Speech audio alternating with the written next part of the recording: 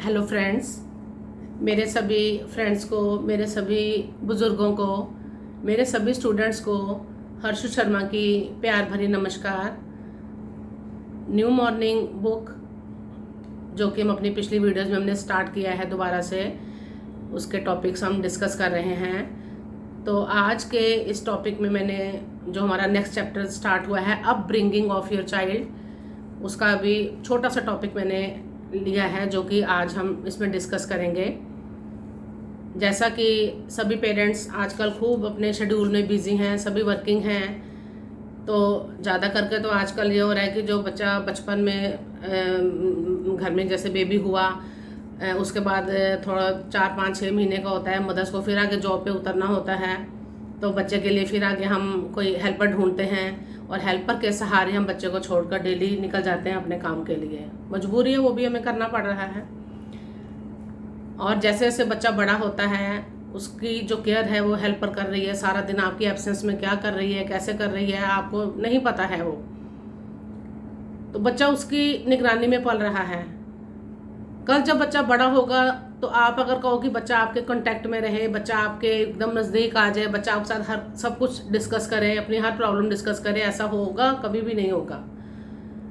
तो इसलिए बहुत ज़रूरी है कि अगर आप वर्किंग भी हो तब भी आप अपने रूटीन में से निकाल के 10 काम किसी और काम के लिए हाउस हेल्प रख लीजिए, लेकिन बच्चों के लिए अपना टाइम ज़रूर निकालिए। वो आपके एक शरीर का अंश है, आपके शरीर का हिस्सा है।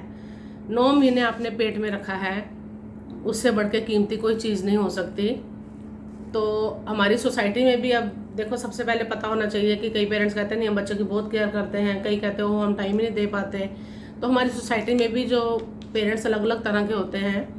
तो पहले मैं आपको थोड़ा, जैसे मैंने बुक में मेंशन किया हुआ है कि पेरेंट्स के भी टाइप्स होते हैं। मैंने भी आगे कहीं पे बड़ी अच्छी मोटिवेशनल मैंने कहीं सुना था, मुझे बिल्कुल ये ट्रूथफुल फैक्ट लगा। और ये चीज़ है, हमारी सोसाइटी में पेरेंट्स के भी अलग अलग टाइप्स हैं। आज मैं आपको इसमें थोड़ा सा वो डिस्कस करूँगी, और उसका जो इसी चैप्टर का जो आगे नेक्स्ट टॉपिक है वो हम अपनी अगली वीडियो में डिस्कस करेंगे, क्योंकि वीडियो बहुत आगे फिर लंबी हो जाती है नहीं तो अब जो टाइप्स ऑफ पेरेंट्स में सबसे पहले आ जाते हैं परमिसिव पेरेंट्स।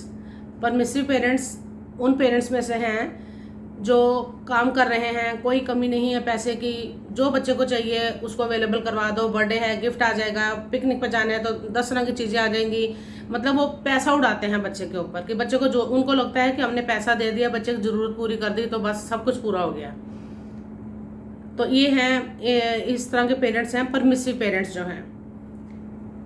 नेक्स्ट है ऑथोरिटेरियन पेरेंट्स। ऑथोरिटेरियन पेरेंट्स जो हैं, जिनको ये उस टाइप के पेरेंट्स हैं जो बच्चे को अपने हिसाब से चलाते हैं। बच्चे का क्या शौक है, बच्चे का क्या नहीं है, बस ये चीज़ कहनी, हमने बच्चे के लिए सपना देखा, हमें यही पूरा करना है, उसी के लिए दुना दुन उसके पीछे आप हो गए हो। पता ही नहीं है बच्चे का, आप चाहते हो हमारा सपना है जी बच्चा डॉक्टर बने, जबकि बच्चे का उस साइड पे टेस्ट ही नहीं है। बच्चे का टेस्ट ही सिंगिंग की ओर है, या किसी और चीज़ आर्ट की ओर बच्चे का टेस्ट है, या बच्चा गेम्स की ओर बच्चा ज़्यादा इंटरेस्टेड है, तो हम अपना सपना पूरा करने के लिए वहीं पर उसी धुन में लगे रहते हैं। मतलब हमने अपने हिसाब से बच्चे को चलाना है, उसकी खुशियों का हमें कुछ नहीं पता, उसके सपने क्या हैं, वो क्या करना चाहता है। ऐसे पेरेंट्स जो हैं हमारे ऑथोरिटेरियन पेरेंट्स हैं। थर्ड टाइप है नेग्लेक्टफुल पेरेंट्स, जिनको टाइम ही नहीं है बच्चों के लिए। बहुत से पेरेंट्स ऐसे हैं जिनके पास, वो कहते हैं कि हमें अपने बाहर के कामों से फुर्सत नहीं मिलती, हम बच्चों को देख ही नहीं पाते। वो एग्री भी करते हैं इस बात के लिए। तो ये पेरेंट्स हैं हमारे नेग्लेक्टफुल पेरेंट्स। नेक्स्ट है डेमोक्रेटिक पेरेंट्स। डेमोक्रेटिक पेरेंट्स हैं जो कि बच्चे के साथ बैठते हैं, बच्चे को टाइम देते हैं, बच्चे की खुशी क्या है, बच्चा क्या चाहता है, क्या बनना चाहता है, मतलब बच्चे के लिए ही उनका जीवन समर्पित होता है ऐसे पेरेंट्स का। तो जो पुराने टाइम होते थे उनमें जो पेरेंट्स थे वो आपको अब समझ ही आ गई है कौन से थे पेरेंट्स। ऑथोरिटेरियन पेरेंट्स होते थे, लेकिन आजकल जो काफ़ी हद तक पेरेंट्स जो हैं वो डेमोक्रेटिक बन गए हैं। अब डेमोक्रेटिक भी ऐसे बन गए हैं कि अब बच्चे के पीछे लग जाते हैं कि बच्चा जैसे कर रहा है कि कुछ तो आके, कई बार बच्चे भी आके कहते हैं कि आपको बाहर का नहीं पता क्या है, तो पेरेंट्स भी मान जाते हैं नहीं सही होगा, बच्चा बाहर ज़्यादा जाता है, उसको ज़्यादा पता है। लेकिन जो मतलब हमारे पेरेंट्स मैंने बताई, ये टाइप जो है, फोर्थ टाइप जो है पेरेंट्स की, डेमोक्रेटिक पेरेंट्स, ये आजकल की सोसाइटी में ज़्यादा पाए जाते हैं। तो अब आपको देखना है कि आपको इन 4 टाइप्स में से कौन सी टाइप बेस्ट लग रही है, आपने अपने बच्चे के लिए किस टाइप के पेरेंट्स बनना है। अब मेरी अगर जो मेरी नॉलेज के हिसाब से तो मुझे लगता है कि आजकल के पेरेंट्स जो हैं डेमोक्रेटिक पेरेंट्स बनना ज़्यादा पसंद करेंगे। तो डेमोक्रेटिक पेरेंट्स बने, लेकिन हमें उसमें होश होना चाहिए कि हमें बच्चों की हर बात सुननी है और बच्चों की 10 बातें सुन के अपनी भी 3 बातें मनवानी हैं। बच्चों को अच्छे संस्कार देने हैं, बच्चों के अंदर अच्छे संस्कार पैदा करना और उनको आगे तक चलाना, ये भी आगे हमारी ड्यूटी है। कूट कूट के ऐसे अच्छे संस्कार बच्चों के आगे भरो कि कल हम रहें ना रहें, लेकिन हमारे बच्चे हमें याद रखें कि हमारे पेरेंट्स ने हमारे साथ बहुत मेहनत की है। तो ये तो आज का टॉपिक था न्यू मॉर्निंग का। अभी टॉपिक ख़त्म नहीं हुआ, लेकिन हम अपने नेक्स्ट वीडियो में इसको आगे डिस्कस करेंगे।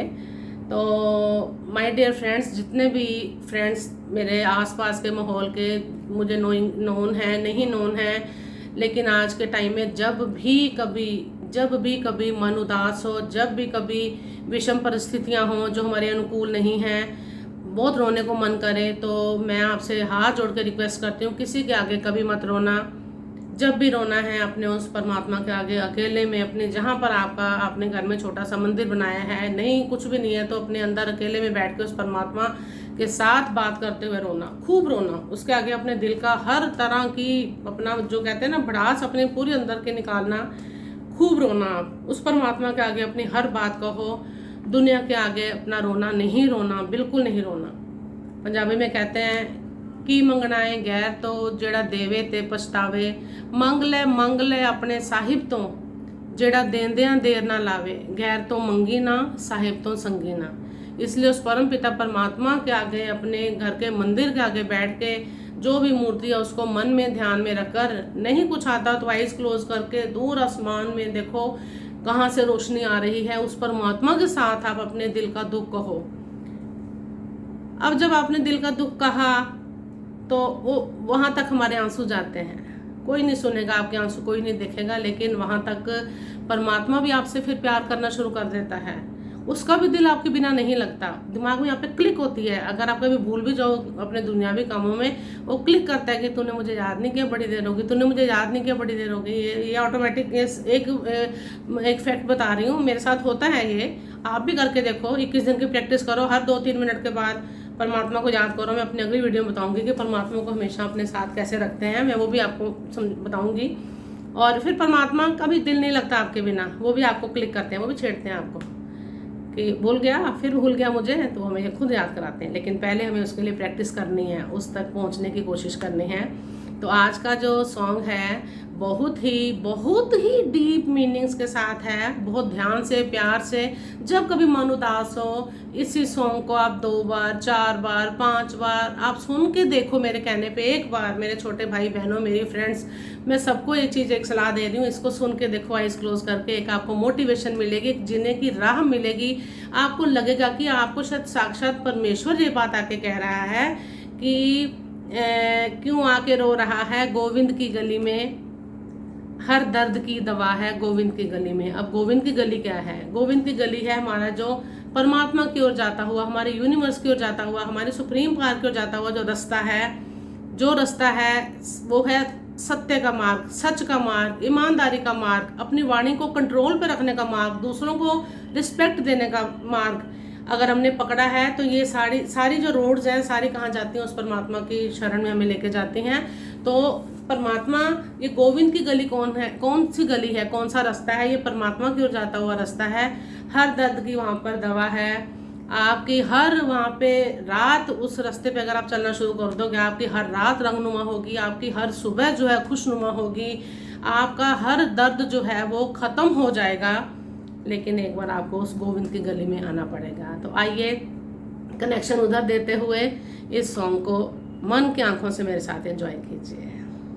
क्यों आके रो रहा है गोविंद की गली में, क्यों आके रो रहा है गोविंद की गली में,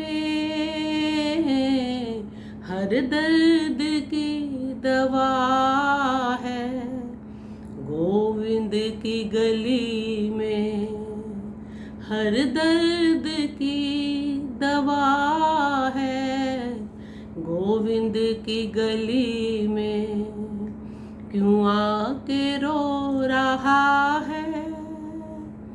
गोविंद की गली में क्यों आके रो रहा है। गोविंद की गली में हर दर्द की दवा है।